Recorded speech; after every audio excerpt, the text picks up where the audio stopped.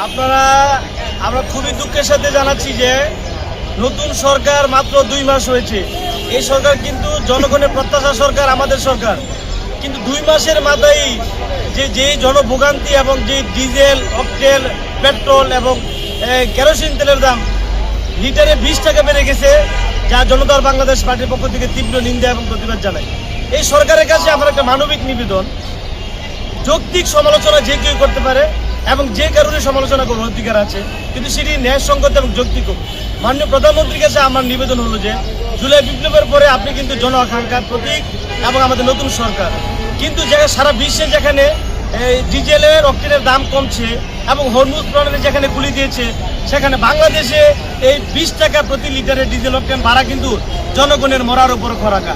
মাননীয় প্রধানমন্ত্রীকে আমি অবহিত করতে চাই, আপনি একবার খেয়াল করে দেখবেন, এই যে 20 টাকা লিটারের তেল অকটেন বেড়েছে, বিনিময়ে কীভাবে দ্রব্যমূল্যের দাম বাড়বে এবং কৃষিক্ষেত্রে দাম বাড়বে, পরিবহন খাতে দাম বাড়বে, জনদুর্ভোগ বাড়বে। মানে এই দাম বাড়ানোটা কিন্তু বাংলাদেশের প্রত্যেকটি প্রোডাক্টের দাম বাড়বে, আবার নতুন করে ওষুধের দাম বাড়বে।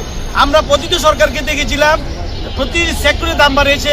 বাংলাদেশে একবার দাম বাড়লে দাম কিন্তু কমে না, একবার দাম বাড়লে দাম কিন্তু কমে না। তার সরকারের প্রতি কিন্তু মানুষের আস্থা থাকবে না, ক্ষুব্ধ হবে। যে সরকার জনগণের সরকার, এই সরকারকেও মানুষে ছুরি ফেলতে দ্বিধা করবে না যদি জনগণের অনুভূতি না বুঝে কাজ করে, এই যে দাম বৃদ্ধি না করে।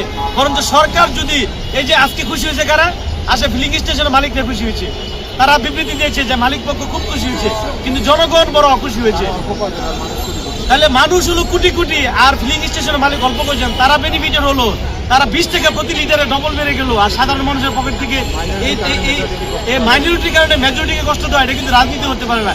কাজেই বাংলাদেশকে, অন্তত বাংলাদেশের মানুষ যারা আছে, আপনার মেজরিটিকে প্রায়োরিটি দিয়ে ক্ষমতা নয় জনতাকে মূল্যায়ন করে দয়া করে সরকারের প্রতি অনুরোধ করব, আপনি জনদুর্ভোগ করান, জনদুর্ভোগ কমান এবং জিনিসপত্র দ্রব্যমূল্যের যে ঊর্ধ্বগতি এটা নিচু লেভেলে নিয়ে আসেন।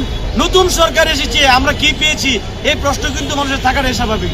যদিও 2 মাস হয়েছে, আমাদের বিশ্বাস এই সরকার আমাদের ভালো কিছু দিবে, কিন্তু যতই দিন যাচ্ছে ততই যেন জনদুর্বৃত্ত, মানুষের বিরক্তি বাড়তেছে।